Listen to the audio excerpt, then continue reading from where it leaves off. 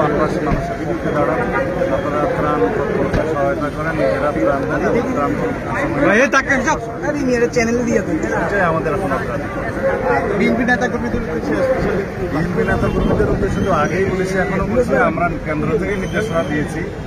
বাংলাদেশের সর্বোচ্চ যেখানে যেখানে বন্যা হয়েছে সেখানে বাংলাদেশ জাতীয়তাবাদী এবং তার অঙ্গ সংগঠনের সকল পর্যায়ে সমস্ত নেতা বানবাসী মানুষের পক্ষে দাঁড়াবে, তাদের পাশে দাঁড়াবে, তাদের সাহায্য করবে।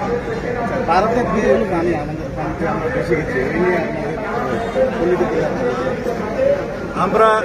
ভারত সরকারকে আহ্বান জানিয়েছি যেন বাংলাদেশের মানুষের দুর্দশাগ্রস্ত হয়, বন্যাগ্রস্ত হয়, সব এবং এই বিষয়ে